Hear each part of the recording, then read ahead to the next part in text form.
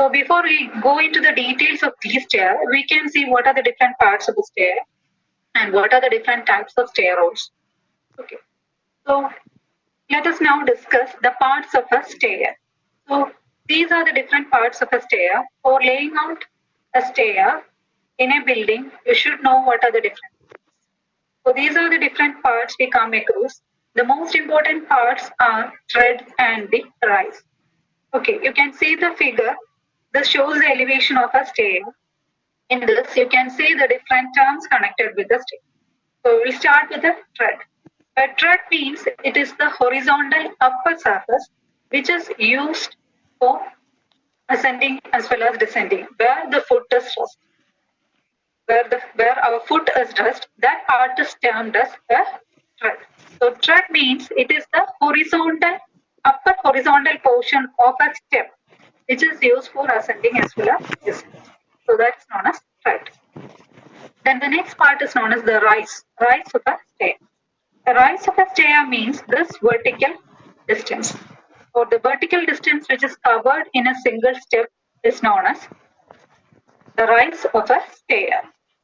And a riser means it is the this vertical portion which supports two treads. That is known as the riser.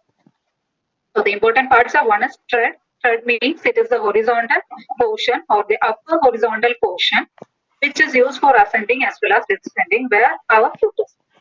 And this rise means it is a vertical distance which is covered in a single step. So this shows the rise. And riser means this vertical portion which is supported between these two treads. That is known as rise. Okay. Now this portion is known as going. Going means it is the horizontal distance between two successive rises. It is a horizontal distance between two successive rises. So that is known as going. Okay. Now, next part is a flight. So this shows a single flight. A single flight means a series of steps. A series of steps in one direction. So that is known as a single flight. So this shows a single flight which is used for ascending as well as descending. And this portion is known as the landing portion. The horizontal portion where one flight ends. That is known as the landing portion. So after one flight, we can rest on this landing portion. The next flight starts after this. So the landing is a horizontal portion after every flight. Okay. Now this is the handrail. You know what is a handrail? So handrail is an inclined member, which is provided at the edges of steps. Okay. And the two vertical posts which are provided at the two edges of this handrail, or the start and end point of a handrail, is known as the newel post. So these two vertical members at the starting and end portion of a handrail, or to support the handrail, is known as the newel post. And these vertical members which are provided to support the handrail is known as the balusters. And one more thing, that is nosing. So this portion is known as the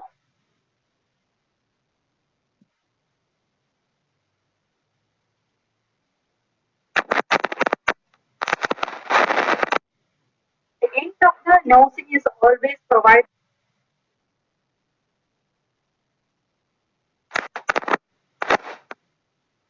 important parts of a stair. Then this sloping portion, this is known as the waist. This sloping slab, which is a portion, and this thickness of this sloping portion is known as the waist slab. So I think it is clear to you. The parts are clear to you. The most important parts are tread.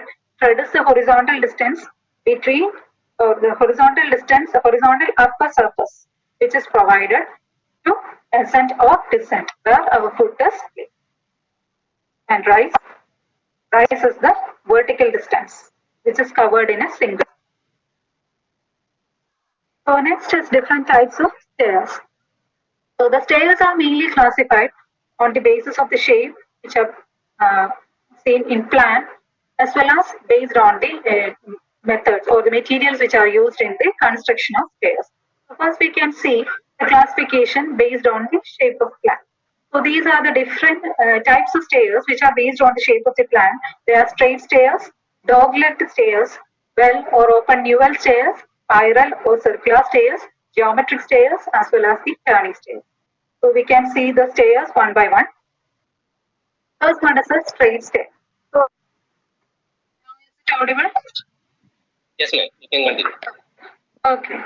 So that was technical issues. Now we can continue with the different types of stairs. First one is based on the shape of plan. So, ma'am, Based on the shape of the if you could put in the slideshow mode. Okay, ma'am. Okay. Now it is okay? Yes, ma'am. Okay, okay. So now we can continue. So the first classification that is based on the shape of plan. First one is a straight stair. So straight stair, there is no landing. So sorry, there is no landing between.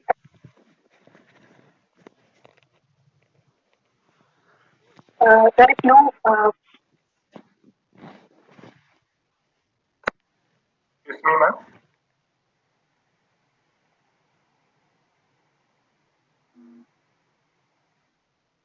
No, it's audible now. Is it okay? It's okay, ma'am. Ma'am, voice is getting disconnected in between. Ma'am, headset ಇಲ್ಲದೆ ಸಂಸಾರಿಕೇನೋ headset ಇಲ್ಲದೆ ಸಂಸಾರಿಕೆ.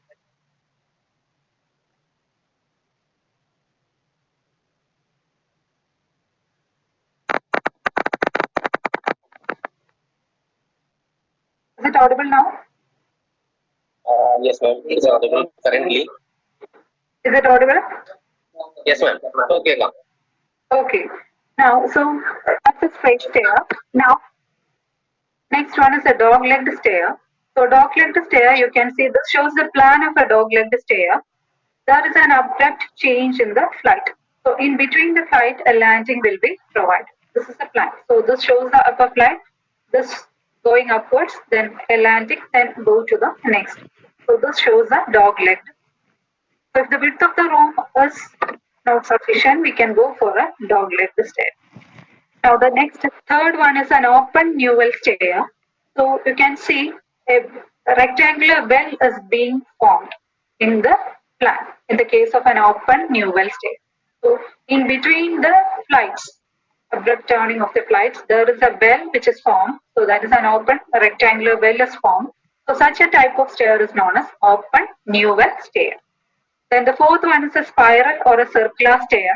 So when you see the plan of this type of stair, you can see a circular ring with a single center of curvature. It's just like a circle with a single center of curvature. So that is known as a spiral stair.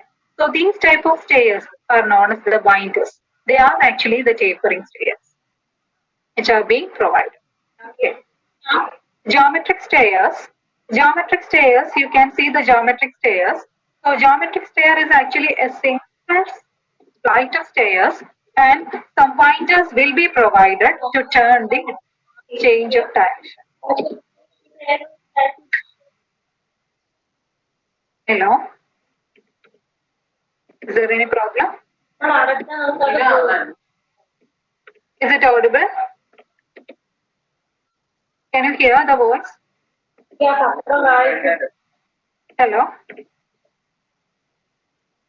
Hello? Can you hear? Hello? Can you hear the voice? Yes, ma'am, it is audible. Okay. Can we? Shall we continue? Hello. Shall we continue? Yes, ma'am. Yes, ma'am, you can continue. Okay. Okay. So geometric stairs. For geometric stairs, you can see these type of stairs are the winder stairs, which are provided to change the direction of the flight. So the single flight is being provided. Sometimes a landing is also provided at a space. Okay. Now, in this type of stairs, no newel post will be provided. A single handrail will be provided from the start to the next type of stair is a turning stair. Turning stair can be of different types, such as quarter turn, then bifurcated stairs, three-quarter turn. In the case of a quarter turn, the flights will be turned by an angle of 90 degrees. So this shows a quarter turn, there is an angle 90 degrees. Now, in the case of a bifurcated stair, the first stair or the starting stair will be a wide stair, which is being divided into different flights in different directions. So this is a bifurcated stair. The third one is a three-quarter turn. In this case, it is turned 3 times. That means it is turned through an angle of 90 degrees 3 times. Total 270 degree angle will be turned. So that is a three-quarter turn. So that was the classification based on the shape of plan. Then the second classification is based on the materials used.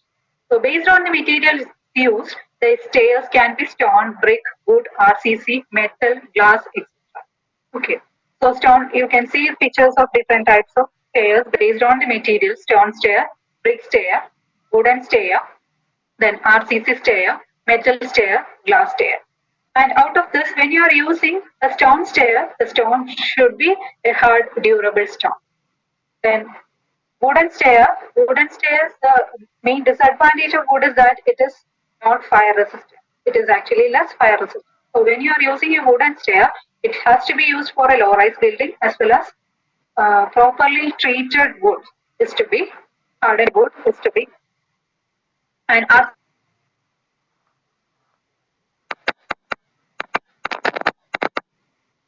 it is durable. It can be easily constructed, designed, and it is weather resistant. It is fire protected, etc. So that makes it useful for as a common type of stair nowadays. Okay, so see, these are the pictures of some amazing type of stairs. You can see the pictures. So all these type of stairs can be used. So that can be mainly used for aesthetic appearance and all.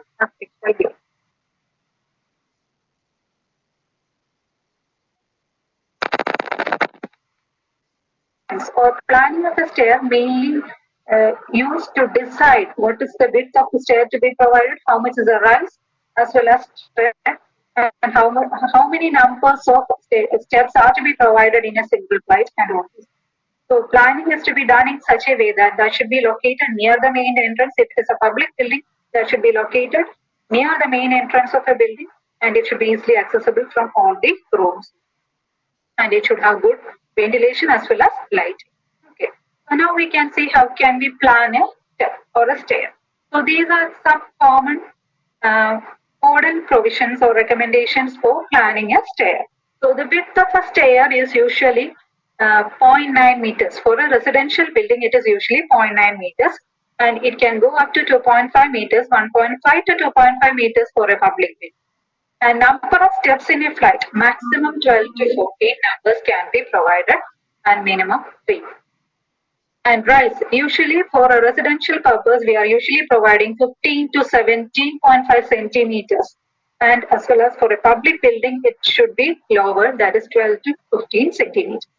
And going is usually 250 millimeters or 25 centimeters for a residential building, and 27 to 30 centimeters for a public building. And headroom means it is a vertical distance between the floors or the flight height distance.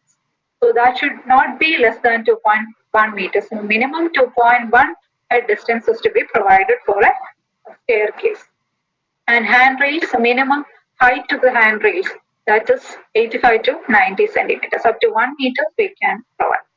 Okay. So now we can see an example how to provide a stair, or how many, if you have a stair room, what are the, how many numbers of stairs or steps can be provided in a single. So just plan a staircase for a residential building in which the floor to floor distance is 3.3 meters. Floor to floor distance means the height of that staircase room, that is 3.3 meters. Just plan a staircase. So for that, let us assume that you know that the rise, for a residential building, the rise is 150 to 175 millimeters. So just assume let it be 15 centimeters. So plan for a step with a width as 0.9 meters and the rise is 15 centimeters or 0.15 meters. Floor to floor height is given as 3.3 meters. So how many rises are required? So the number of rises required is total height is 3.3 meters divided by the rise of one step. So this is being converted to millimeters. 3.3 meters into 1000. So 3,300 millimeters divided by 150 millimeters. So the total number of rises required, total floor height divided by the height of one step. So that will give you the total number of steps to be provided in that staircase room. So now it is 22. So in a single flight, so let us plan for a dog-legged stair. Okay. Now you know what is a dog-legged stair. So dog-legged stair have an abrupt change in the direction. Okay. So we can plan for a dog-legged stair. Total number of rises required is 22. So how many steps are required for one flight? It is 11. So in a single flight, 11 steps are required. So width of the landing is usually in 0.9 meters. So how many goings are required? So the tread goings means now we can say it as a tread. So tread required is actually a rise minus 1. If 11 rises are there, so there will be only 10 treads. 10 foots will be there. Okay. So the number of goings now required in one flight is 10. And the going for each step can be taken as 250 millimeters or 0.25 meters. So you can see. So this shows the plan or the layout of this staircase. That means this is a single flight, this is the next flight. So in a single flight, you can provide 11 rises. 11th rise will be a landing. 11th rise will be the landing. So 10 treads will be the, you can have the 10 treads. So this shows the plan of a staircase. Okay. In the other flight also, you will be having 10 treads. 11th will be the landing. So from here, from the ground floor, it is going upwards. This is the landing. From here, we are moving towards the first floor. So this shows the total run. That means the horizontal distance covered in that stair room. So what will be the horizontal distance? Now the going is actually taken as 0.25 centimeters. Sorry, 0.25 meters. So 0.25 into 10 treads will be there. That is 0.25 into 10. Provided that is 0.9 meters. So 2.5 plus 0.9 meters. So total 3.4 meter length is required for planning this staircase. And the height of the room is 3.8 meters. Hello? Hello? Please continue. Please continue, ma'am. So this shows the layout of the a dog-legged staircase. Likewise, we can plan for any type of staircase. Okay. So this shows the planning. So that is about the stairs. That is the first type of a vertical transportation system. So now you know what are the different types of stairs as well as what are the different parts of a stair. How much is the caudal provision for different parts, and how we can plan for a single dog-legged stair. Okay. Now we can see the next type of vertical transportation system, that is known as the elevators. Elevators means lift. You all know what is a lift. You are all using lifts nowadays. Okay, lifts means that is another vertical means of transportation that can be used efficiently to move the people as well as goods from one floor to floor. And it is usually powered or operated by electric motors. So this shows a lift room. I'll show you what are the different parts of a lift room. So this shows the lift room, and this shows the section, and this shows the plan. Plan means the top view. When you see the top view, you can have this as this shows the lift with the door here, and this is moving up and down. And this shows the section of a lift room. So these are the main parts of a lift room.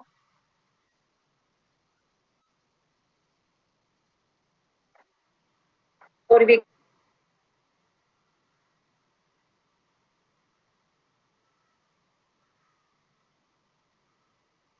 okay, and this lift is actually suspended by means of suspension rope, and it is having counterweight at the other end, and this shows the landing door, and a lift kit is also provided with a buffer. Okay, so these are the main parts we will see. So lift consists of these parts: a lift car, that is the lift cab or the lift, mainly we can say lift, which is moving upwards or downwards on rails. And suspension rope, it suspends the shows the suspension rope, which is used for suspending the lift. And at the other end of the suspension rope, you can have the counterweight that is used to facilitate the lifting purpose. Okay, that is used for ascending as well as descending. And this lift pit is provided. So this lift pit with buffers. Buffers are mainly used to relieve the shocks when it is moving downwards. To relieve the shocks, these buffers are being provided. And this is known as the machine. So this shows the section of a lift rope and this shows the plan of it. So these are the different parts. I've already explained this one. Now, these are the characteristics of elevators or lifts. Lifts are mainly provided for 4 or more than 4 stories. If the number of floors is 4 or more than 4 stories, we can go for a lift. And this is a suitable speed to be provided, that is 100 to 150 feet per minute. And I told you what is a lift well. So this shows a lift pit or a lift well, that the height of that lift pit should be minimum 1.6 to 2.6 meters below the bottommost landing. And the minimum opening height should be 2 meters.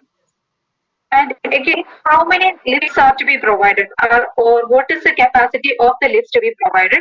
That depends upon the number of floors as well as the floor area. So the number of lifts and their capacity depends upon number of floors to be served, floor to floor distance, what is the height of each floor, what is the population to be served by each floor, and what is the maximum peak demand.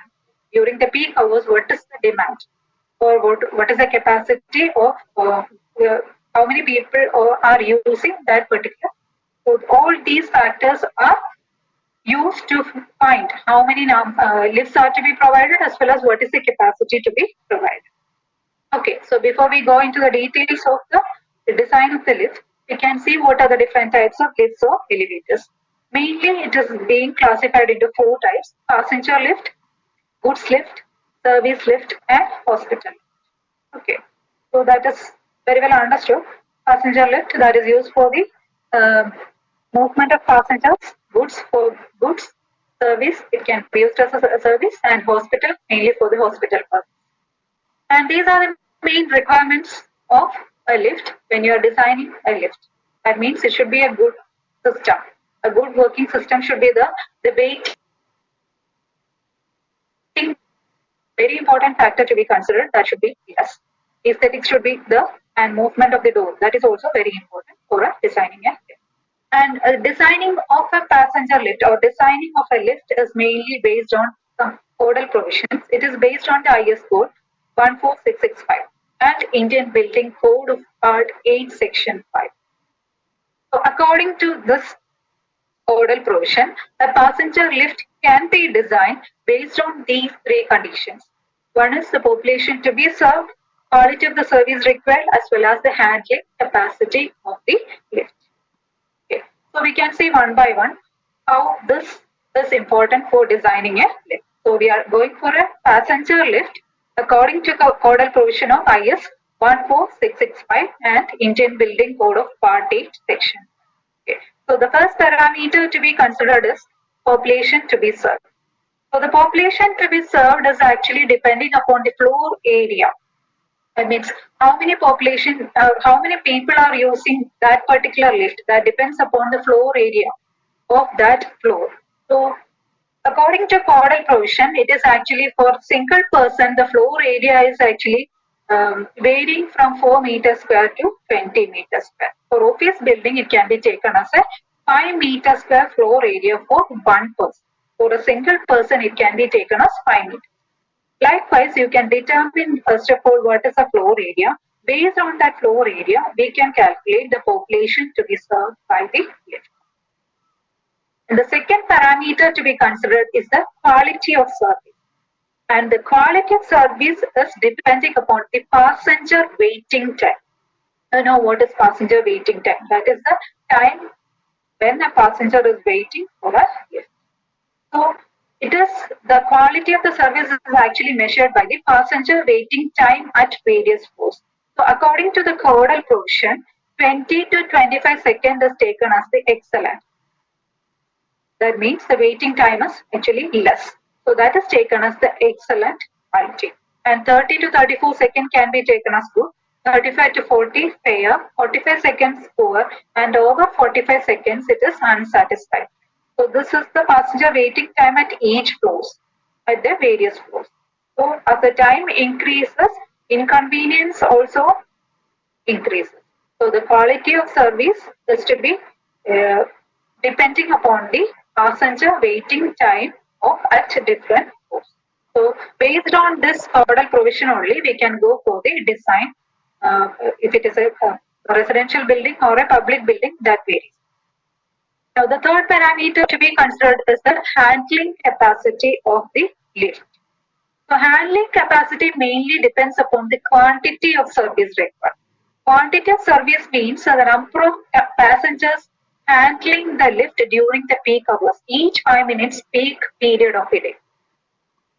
So quantity handling capacity is actually depending upon the quantity of service, and quantity of service actually measured as the passengers, measured in terms of passengers handled during each 5 minutes peak period of the.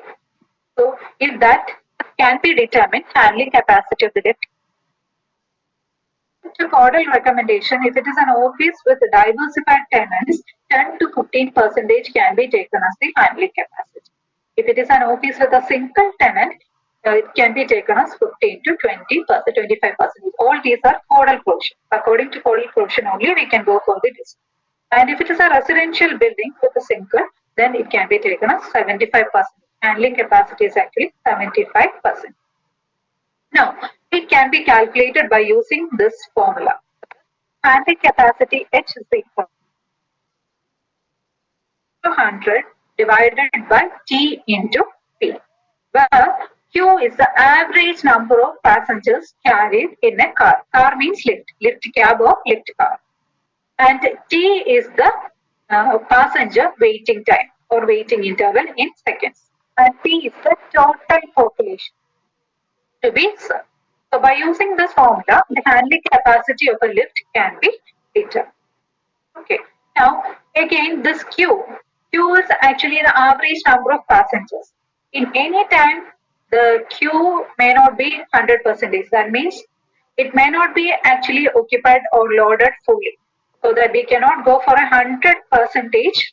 We can go for 80% in the case of their design. So Q depends mainly on the dimension of the car. So we can go for 80% when you go for the calculation of the handling capacity. So according to this formula, you can calculate the handling capacity of a car or a lift.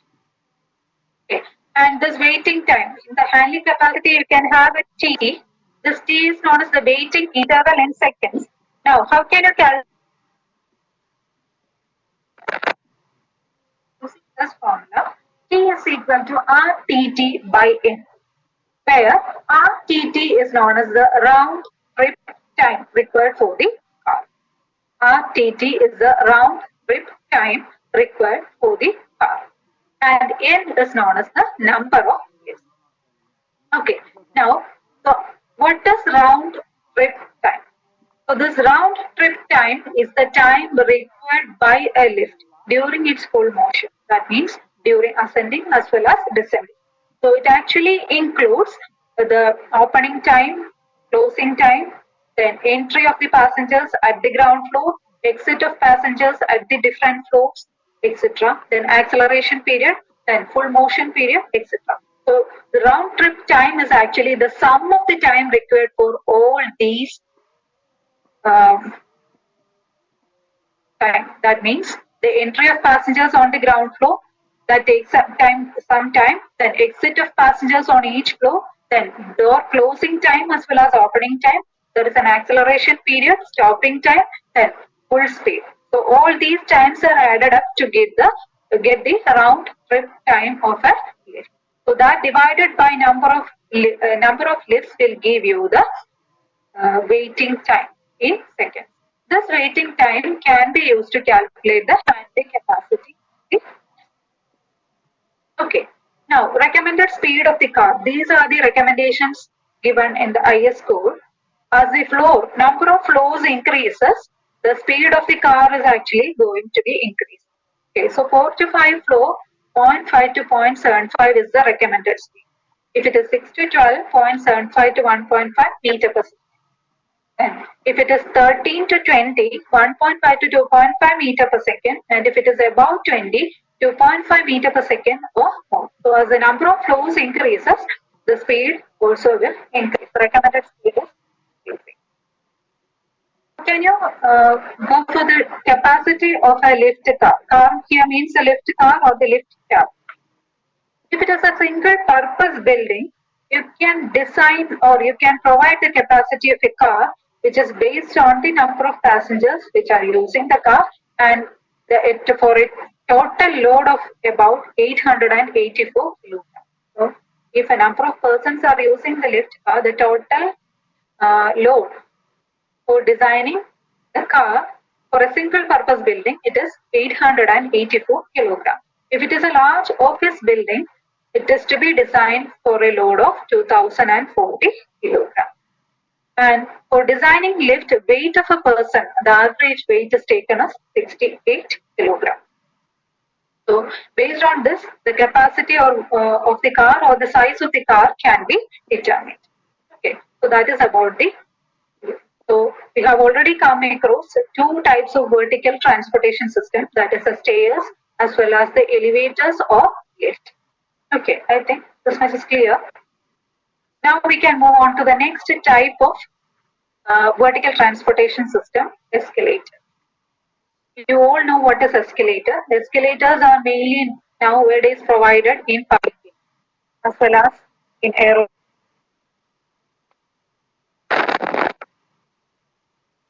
Escalator. Escalator is an electrically operated moving stair. So the difference between a stair, a simple stair, and an escalator is that it is an electrically operated moving stair. So it can be used mainly for handling heavy traffic. Using heavy congestion or traffic is there, we can go for an escalator.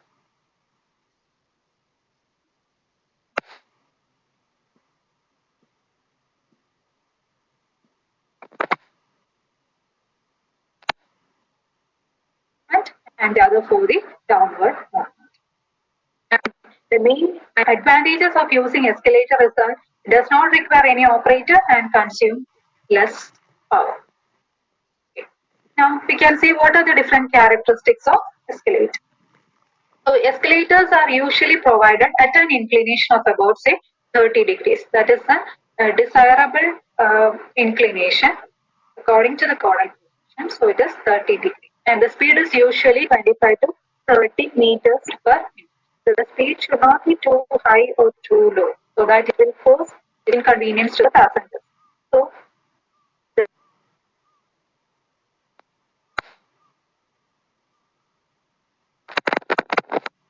consist of a steel framework on which an endless belt is being provided. It's a steel framework on which this belt consists of a number of stairs and the handrails. So these stairs will be moving up or down.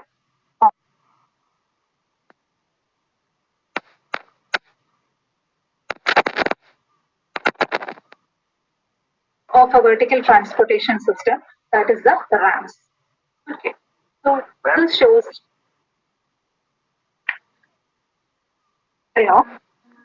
Ma'am, after this slide, we can go to the Q&A session. Okay, ഇതുകൊണ്ട് റാമ്പും കൂടി ഉള്ളതുകൊണ്ട് തീരാണ്. Actually, our timing is up to. Which is the time? We have a schedule. First answer session കൂടെ കഴിയുമ്പോൾ time okay ആണോ? Okay, ma'am. Hello. Hello. Okay, ma'am. Continue. Okay, ഇത് complete ചെയ്ത് ഞാൻ നിർത്താം. ഓക്കെ, ആഫ്റ്റർ ക്വസ്റ്റൻ ആൻസർ സെഷനിൽ കഴിഞ്ഞിട്ട് time ഉണ്ടെങ്കിൽ ഡിസൈൻ വേണമെങ്കിൽ ഒന്നും കൂടെ പറയാം, സ്റ്റെയറിന്റെ ഡിസൈൻ. ആക്ച്വലി സ്റ്റുഡൻസ് സ്റ്റെയറിന്റെ പാർട്സ് ഓഫ് സ്റ്റെയർസ് ഒന്നും കൂടെ എക്സ്പ്ലെയിൻ ചെയ്യാൻ ചോദിച്ചിട്ടുണ്ട്. ഓക്കെ ഓക്കെ കുഴപ്പമില്ല അത് അവരുടെ ക്വസ്റ്റ്യനിൽ ചോദിച്ചാൽ മതി ഞാൻ explain ചെയ്യാം. Okay. ഇതങ്ങ് കംപ്ലീറ്റ് ചെയ്യും okay. So ramps are actually sloping surface which is used to connect different roads. Just like the other vertical transportation means, ramps are also commonly used nowadays, and it is actually a sloping surface which is used to connect different roads at different levels. Mainly, ramps are provided for physically challenged provided for every public building. That is a main requirement for a public building design. A minimum one ramp is to be provided.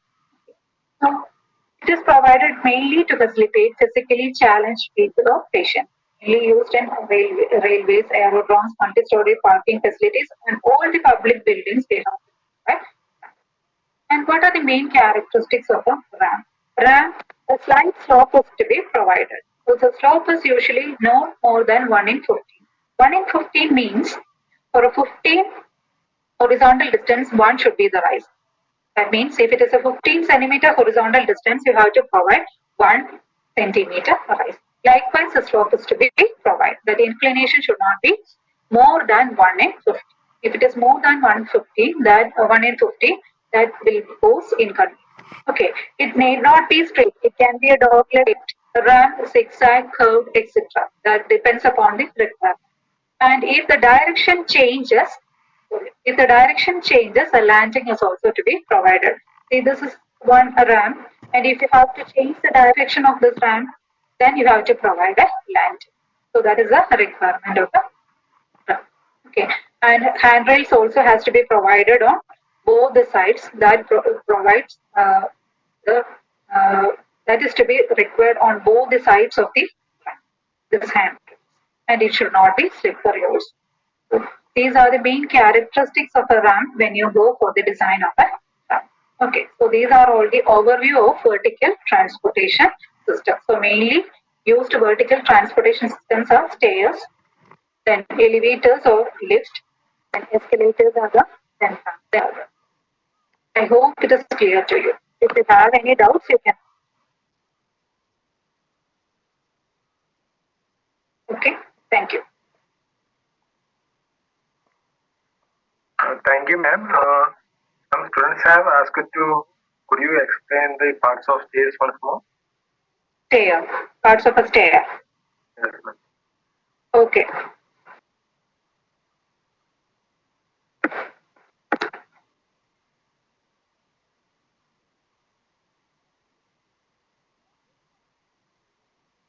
Okay, so this shows a single flight of a stair. So we can see the different parts of a stair. Okay, this shows the elevation. Elevation means the front view. So you can see the front view, or you can take it as a section also. Okay, now in this stair, you can have the different parts. First one, and the most important one is the tread and the rise. Okay, tread. You can see the tread. Tread means it is the horizontal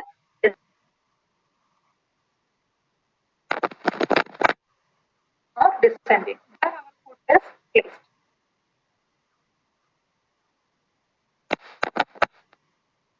Hello, ma'am. Hello, ma'am. Oh, audible? Not audible, ma'am. Not audible? No, it's okay. No, ma'am. Again, it's not audible.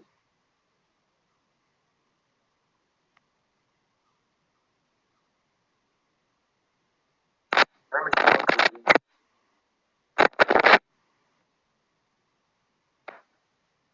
Is it audible now? Hello? Not audible. Is it on now? Yeah, ma'am. Please continue. Okay. Now, so the parts we can see, a tread means this upper horizontal portion which is used for ascending as well as descending a person. So where our foot is being placed. So this is known as the tread. Okay. And this portion, you can see the pointer. This portion is known as the rise. That is actually the vertical distance which is covered in a single step. This vertical distance which is covered in a single step, that is known as the rise. And riser is that part, that vertical part is known as the riser. That vertical distance is the rise, and that vertical part which is used to support this thread is known as the riser. So this is the riser, or this vertical distance is the rise. Okay. Now you have the going. So this part is actually the thread. This is the thread. This again shows a closed view of a single step. So this is the going. Going means it is the horizontal distance between two risers. This is one riser. This is another riser. So it is a horizontal distance between two risers. So that is known as the going. Okay. And a projecting part beyond the going is known as the nosing. This horizontal part projected beyond the going is known as the nosing. This is the nosing. So beyond this part or beyond this riser, this is the nosing part. And this nosing is usually provided curve at the ends. Okay. So this shows the thread. This shows the rise. This shows the going, that is the horizontal distance, and this part is known as the nosing. Okay. And a series of steps between the landing. So this is known as a single flight. This is a single flight of steps. Single flight. A series of steps or a number of steps which are provided between the landing. So this is a single flight. Okay.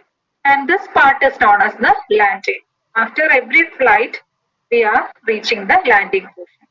So the horizontal portion which is used between the, which is provided between the flights, that is known as the landing. This part is known as the landing. That is the horizontal part. Okay. Now this shows the handrail. Okay. So this handrails are usually inclined part which is provided at the edges of the stair. This part is the handrail. And these vertical members which are supporting this handrail is known as the baluster. These vertical members which are used to support this handrail is known as the baluster.